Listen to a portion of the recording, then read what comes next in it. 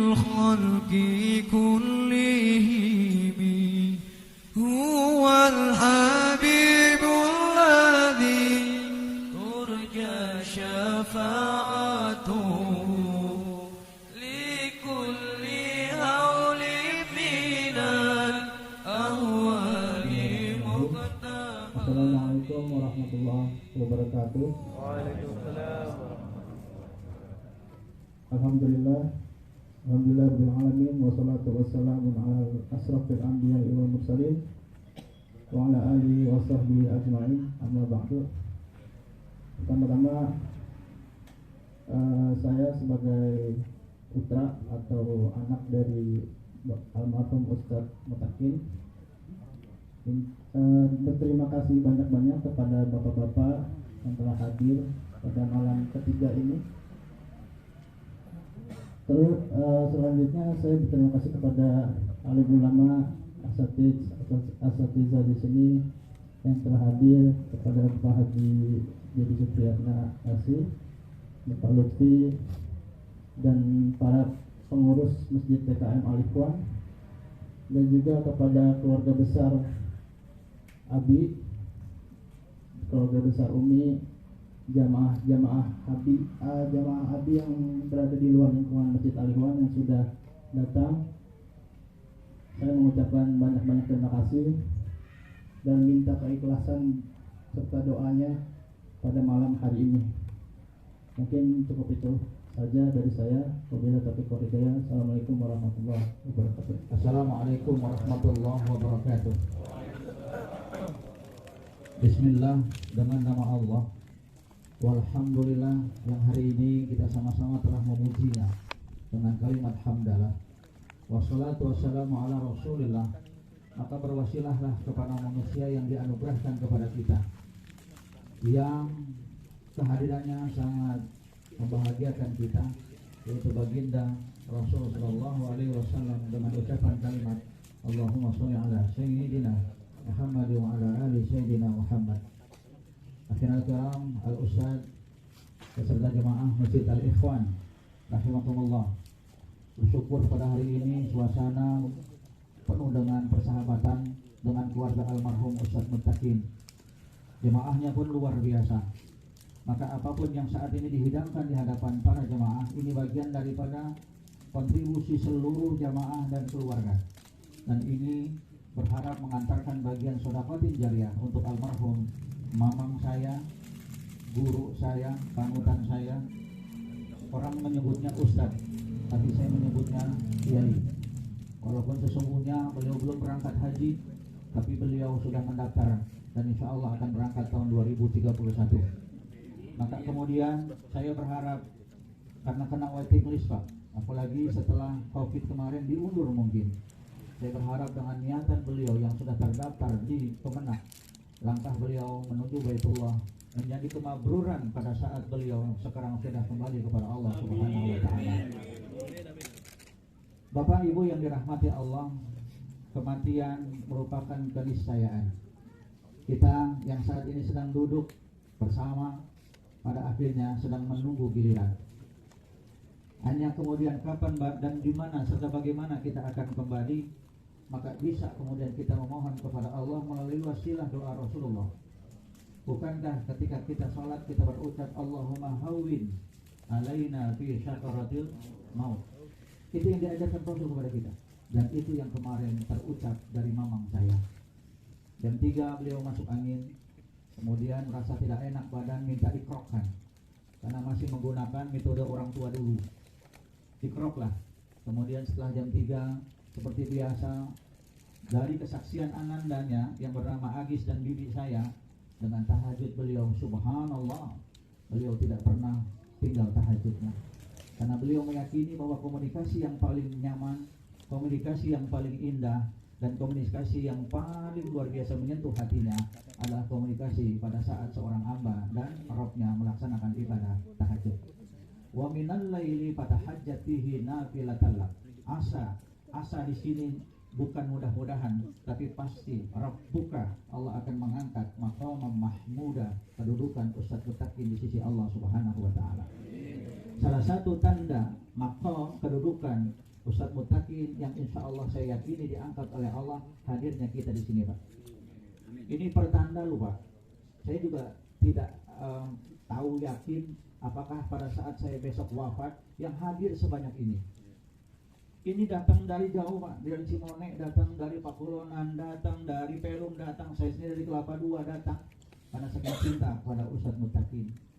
Ustadz Muttaqin Pak Punten, beliau adalah seorang anak dari seorang yang bernama Kiai Haji Muhammad Rais. Bapak tahu Masjid Al-Ittihad, Masjid Agung Al-Ittihad yang di samping jembatan? Dulu Kiai Haji Muhammad Rais menjadi imam rawatib Masjid Agung Al-Ittihad. Dan saat itu tahun 60 sampai tahun 73 yang menjadi imam besarnya Masjid Al-Ittihad adalah orang tua Ustadz Muttaqin. Yang saat itu yang menjadi bupatinya adalah Bupati Muhdi. Saat kemudian tahun 73 kakek saya juga Kiai Haji Muhammad Rais wafat dan dikuburkan di Rumpak Sinang. Maka kemudian mamang saya dibawa oleh Bupati untuk masuk ke panti asuhan Putra Asih namanya Pak, yang ada di dekat SMA 2 Lapangan Tangerang. Disitulah cikal bakal mamang saya menjadi seorang yang ahli dalam hitungan faraid, ahli dalam hitungan matematikanya. Beliau hidup prihatin Pak. Saya jujur sangat merasa kehilangan. Saya apabila mentok dalam hitung-hitungan faraid atau pembagian harta waris, saya akan telepon dia. Jam berapapun saya akan telepon dia. Karena beliau pakar di dalam ilmu pembagian harta waris. Beliau tahu dalil-dalilnya Pak. Beliau tahu tentang pembagian berapa persentasenya. Subhanallah, itu yang saya akui. Di samping memang beliau sesungguhnya adalah seorang tahfidz Al-Quran. Tapi beliau selalu menyembunyikan tentang detail tahfidnya. Ada keponakannya, ada adiknya, Mang. Detailkan kan banyak orang-orang yang detailnya ada Al-Hafidz dan sebagainya. Nggak usah lah.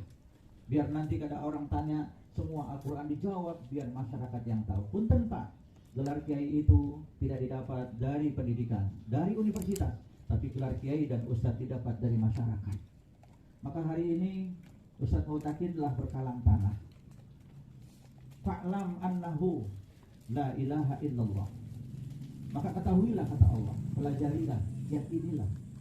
Buka matamu, buka hatimu dengan kalimat susulannya, la ilaha illallah. Tidak ada Tuhan selain Allah yang wajib kita sembah. Allah adalah Tuhan kita. Allah sang pencipta kita. Allah yang memiliki kita. Maka ketika kemudian Allah menghendaki kita dimanapun, kapanpun, sedang apapun, dalam keadaan bahagia maupun duka, ketika Allah memanggil dengan kalimat irji'i, ayo pulang, ayo pulang. Tidak selamanya Bapak duduk di sini. Irji'i, pulanglah kalian. Dan sesungguhnya ila rabbik, maka pulang kembali kepada Tuhanmu dengan penuh ketenangan, dengan penuh kebahagiaan, karena sesungguhnya pada hakikatnya kita semua yang hadir di sini akan kembali kepada Allah. Allah nggak peduli yang muda dan yang tua. Buktinya Ustadz Muttaqin kelahiran 66 ya guys. Kelahiran 66 Pak. Jadi kalau sekarang itu usianya 57 ya. Ya, 56. Ustadz Dedi ada berapa sekarang? Sama ya, 56. Ada yang lebih tua di sini? Banyak ya. Kenapa Bapak sih nggak duluan? Harusnya kan Bapak yang duluan gitu loh, Ustadz Muttaqin belakangan. Tapi nggak begitu Pak. Allah nggak memanggil seseorang dengan abjad Pak. Kalau dengan abjad pertama A saya duluan, Abdurrahman. Yang paling nyesek kalau belakangnya Jet, Denudin, Dobi, itu siapa lagi tuh? Zakaria, Jet. Kenapa? Kata Rasulullah Shallallahu Alaihi Wasallam, maka berbahagialah orang yang mati ketika masih ada orang yang hidup. Itu Rasul bilang. Kenapa? Ada yang ngurusin Pak.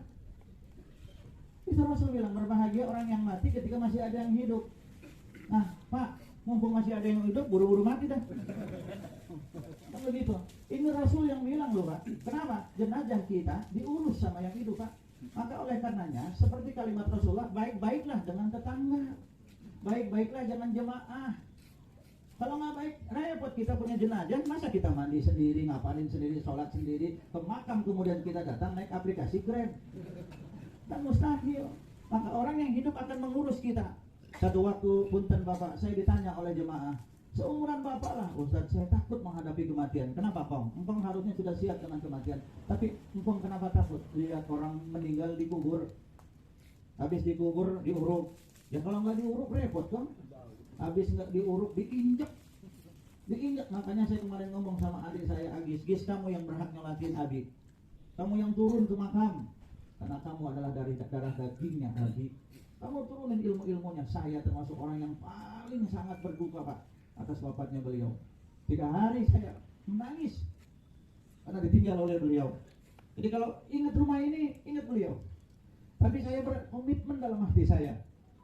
Apa yang Mamang ajarkan ke saya akan teruskan sebagai bentuk au ilmin yuntafa'u bih. Ilmu yang bermanfaat, jangan mentok di sini Pak. Maka saat kemudian beliau kembali kepada Allah, saya menyadari, saya kadang-kadang berkaca, saya berucap. Setahun yang lalu kakak saya, Ustaz Kamal, menjelang Ramadan juga meninggal. Sekarang mamang saya, guru saya, menjelang Ramadan juga meninggal. Maka saya berucap, apa mungkin tahun yang akan datang saya kalau harus saya akan kembali kepada Allah. Saya ingin dipanggil oleh Allah dengan kalimat ila rabbiki radiyah. Radiyatan mardiyah. Aku ridho, aku rela kepada engkau wahai hamba-hambaku yang beriman.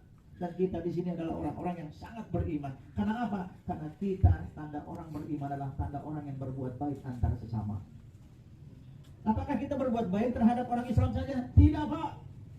Saya di Kelapa II jadi ketua paguyuban kematian sosial dari tahun 2003 Pak. Di sini pun Pak Ustadz, di sini rukem ya. Apa itu singkatan rukem? Rukun kematian. Di saya namanya paguyuban sosial kematian dari tahun 2003 sampai tahun 2023 nggak ada yang mau gantiin saya. Karena saya ketua. Mereka beranggapan, takutlah kalau ketua mah. Takut mati duluan. Saya bilang yang namanya ketua mati di belakangan. Karena ngurusin jemaah. Kan begitu ya Pak. Tapi saya mikir kalau saya besok mati belakangan, siapa yang ngurusin saya? Makanya saya ingin menyerahkan paguyuban kematian kepada anak muda. Jangan pernah takut. Saya lihat kemarin yang memandikan, mana aki-aki di sini ya? Yang memandikan aki-aki, yang ngapain aki-aki, anak mudanya kemana? Anak muda melihat kain kapan juga gemeter, takut dan kepikiran. Maka apa katanya Pak? Itu tanda orang yang beriman adalah tanda orang yang mau berbagi bersama, berbuat baik dengan keluarga dan masyarakat setempatnya. Repot Pak kalau jenazah kita nggak diurusin. Apalagi jenazah ini nggak pernah dengar, nggak pernah dekat ke masjid, tiba-tiba meninggal Pak. Ketika meninggal diumumin innalillahi, kita akan bertanya, ini orang nggak pernah ada, nggak pernah hidup, begitu diumumin innalillahi. Sampai kita ngomong begini, itu orang pernah hidup apa? Nggak kenal sama masyarakat. Repot Pak. Maka kadang-kadang orang yang begini Pak, saya tadi subhanallah, saya melihat punten Pak Ustadz, sholat maghrib dan isya seperti tadi ya penuhnya ya. Ini luar biasa Pak. Ini boleh nih dijadikan momentum sebagai masjid seperti Joko Karyan nih. Jemaahnya tadi saya lihat luar biasa. Cuman agak telat aja ajan. Orang udah selesai dia baru ajan. Begitu anak-anak yang pegang baca sholawat dibentak-bentak anaknya. Kabur gitu. Kabur ada paham balik gitu. Nggak ngerti apa? Oh itu anak-anak kabur dia baca sholawat dikaburin. Jangan Pak, anak-anak jangan diomongin. Salah kalau ngomongin anak-anak. Ntar kalau dia jadi orang tua bapak aki-aki, bapak yang diomelin anak-anak. Anak-anak ke masjid jangan diomelin Pak. Dia cuma bisa waktu maghrib isya doang. Subuh nggak datang, zuhur nggak datang, asar. Ketika dia datang maghrib dan isya diomelin dua, keterlaluan tuh orang tua. Yang repot tuh anak udah datang duluan, jadi sok depan, datang aki-aki, belakangan minta di depan, kurang ajar tuh aki-aki. Tuh anak sekarang orang pintar. Bapak, tadi AA datang ke masjid duluan, datang 5:30, datang si engkong habis maghrib, jadi AA disuruh mundur karena gara-gara belum disunat. Suruh mundur, lu belum disunat. Wah engkong begini, mendingan buru-buru innalillahi. Ada pendidikan Pak terhadap anak. Dibentak tuh anak, nggak mau ke masjid lagi. Besok ini kan sedihnya begitu, yang ajan aki-aki, yang komat aki-aki, yang jadi imam aki-aki. Anak mudanya nongkrong di perapatan main HP. Ini rusak Pak generasi begini.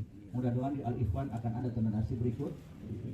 Maka Bapak Ibu yang dirahmati Allah, intinya bahwa kematian itu seperti Allah berfirman tadi Pak, lam annahu la ilaha illallah. Ada perintah dari Allah kepada Rasulullah, wastaghfir li dzambik. Maka mintalah ampunan kesalahanmu. Untuk Rasul kesalahan, tapi untuk kita walil mukminina wal mukminat, dan mintakan ampun dosa-dosa untuk orang-orang mukmin dan mukminat. Punten Pak, kita dosa-dosa kita sudah dimintakan ampun oleh Rasulullah kepada Allah. Kalau Rasul sudah mintain angkat kedua tangan ke Allah, apa yang nggak mungkin? Semuanya bisa mungkin. Ayat surat Muhammad, walil mu'minina wal mu'minat. Sebelumnya wastaghfir li zambi, kata Allah, ya Rasulullah, wahai kekasihku, mintakan ampun untuk kesalahanmu. Nah, Rasul pernah salah? Ya. Tapi Rasulullah tidak pernah berdosa. Kita pernah salah? Berdosa? Banyak. Antara dosa dengan kesalahan nyambung. Tapi kita sudah dimintakan ampun oleh Rasulullah. Maka punten Bapak Ibu yang dirahmati Allah, Ustaz Matakin boleh berkalang tanah, tapi kita tetap bisa bersilaturahim rohani kepada beliau. Dengan cara apa? Silaturahim rohani kita kepada beliau dengan cara Ustaz Dedi tadi, Allahumma ighfir lahu warhamhu wa'afihi wa'fu anhu. Itu kita silaturahim. Bukankah bapak-bapak juga setiap hari silaturahim kepada Rasulullah? Bagaimana caranya? Ketika bapak bersolawat kepada Rasulullah, bapak sesungguhnya sedang bersilaturahim. Maka hadapilah kematian dengan penuh ketenangan. Hadapi kematian dengan penuh senyum. Mau lari kemana dari kematian? Kita tidak akan pernah bisa lari dari kematian. Hanya orang-orang yang beriman kepada Allah yang akan sudah mempersiapkan untuk kematiannya. Bapak Ibu yang dirahmati Allah, satu waktu terakhir, karena saya tahu ini malam sudah terlalu larut, ada satu kisah novel, Pak, dari seorang penulis novel di Mesir. Orang Mesir itu, mereka Pak, kesukaannya biasa nulis cerita, kemudian dibukukan dan dijual dan dibaca oleh generasi berikutnya. Beda dengan Indonesia, jarang nulis. Yang nulis paling kiai-kiai, Pak. Orang sana tuh, orang Mesir itu menulis, Pak, menulis. Akhirnya ada satu novel yang bagus karangan Yusuf As-Sibai. Dia bercerita tentang judul Sang Ijrail. Bapak tahu Ijrail? Temannya siapa, Pak? Ya, temannya siapa, Pak? Bapak mau berteman dengan Ijrail, silakan. Ajak nego Ijrail. Siapa Sang Ijrail? Satu waktu ada seorang pemuda yang sedang jatuh cinta terhadap wanita. Wanita tersebut dalam keadaan sakit. Maka sang pujaan berencana pada siang itu ingin nengoki wanita.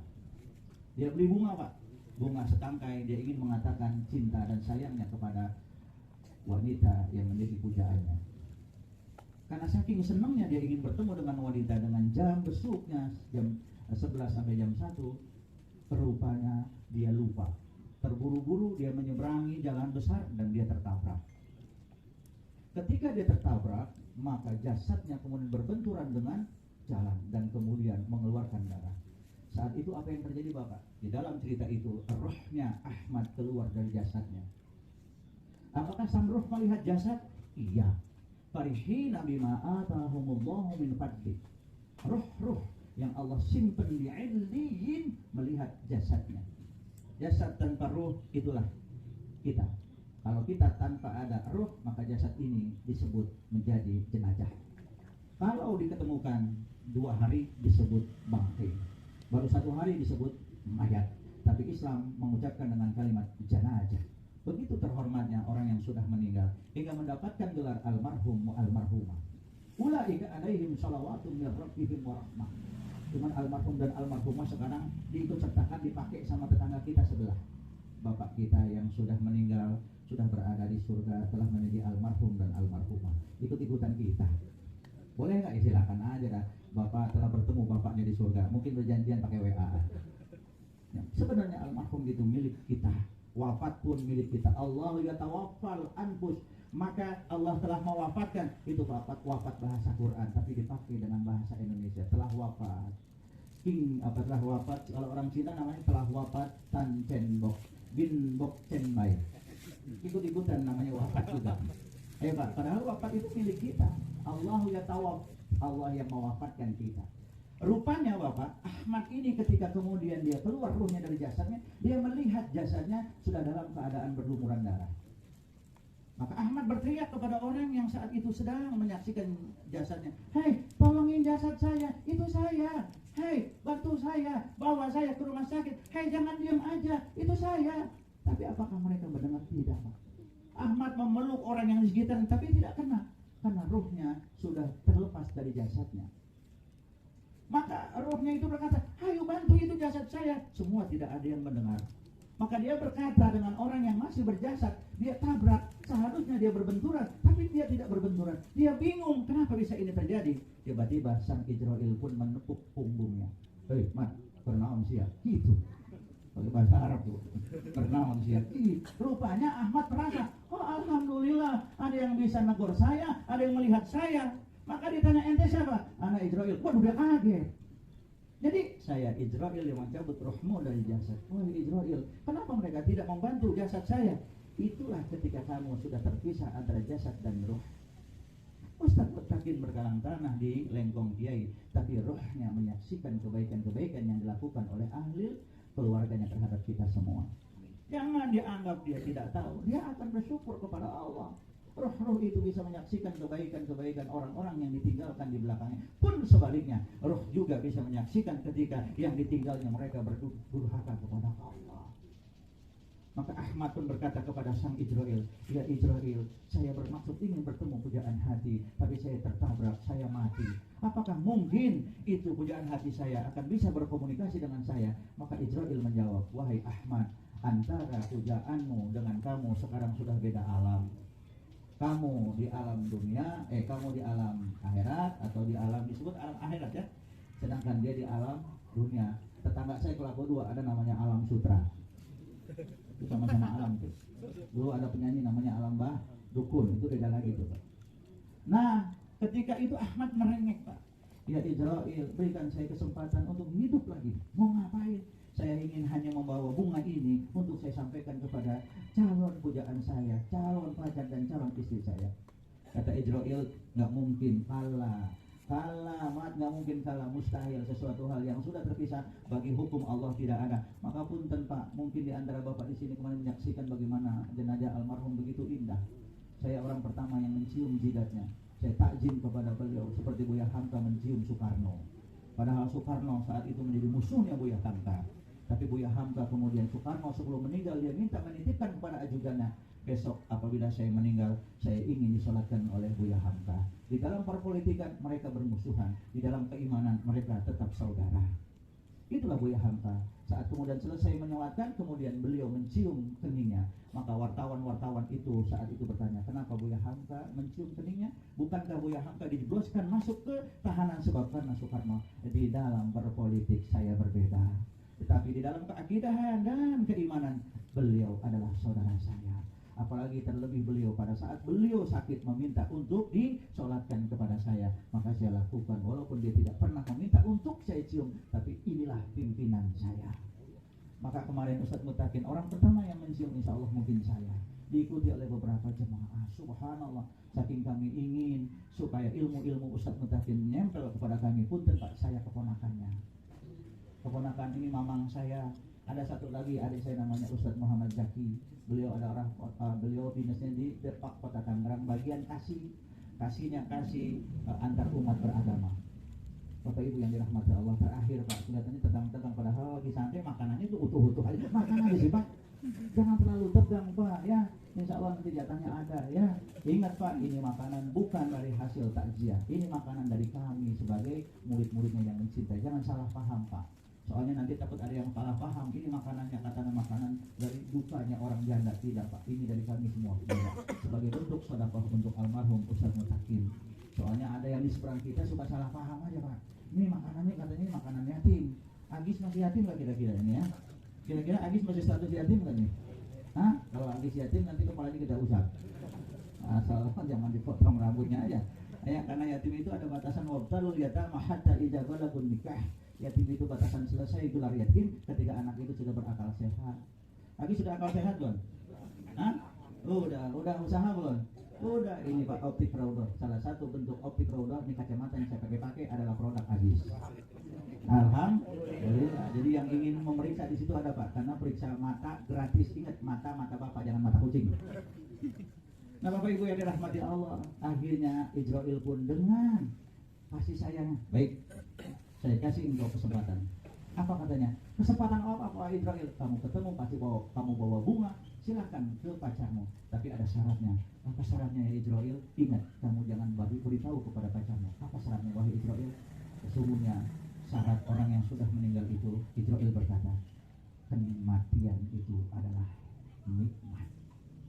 Israel berkata, jangan kau sampaikan lagi ke pacarmu, nanti pacarmu bisa minta mati duluan. Saking nikmatnya. Pak, coba Bapak saya tanya, apa yang Bapak nikmati terhadap diri Bapak? Sehat kan? Bapak punya bini cakep. Kalau bininya cakep, mukanya ada dua kan repot Pak. Depan satu, belakang satu. Nggak nikmat itu. Makanya Israel bilang, jangan kau beri informasi kepada pacarmu bahwa sesungguhnya kematian itu nikmat. Kalau kamu kasih tahu, takutnya nanti Al-Ikhwan mau mati semua. Kasihan nanti nggak ada yang jadi imam. Nah, mudah-mudahan Bapak ikhlas Pak mendoakan Ustaz Mutakin ya Pak. Mohon Pak, tolong didoakan terus. Tolong juga adik saya Agis, ya, apabila dalam hal bergaul di masyarakat ada yang perlu ditegur-tegur aja Pak.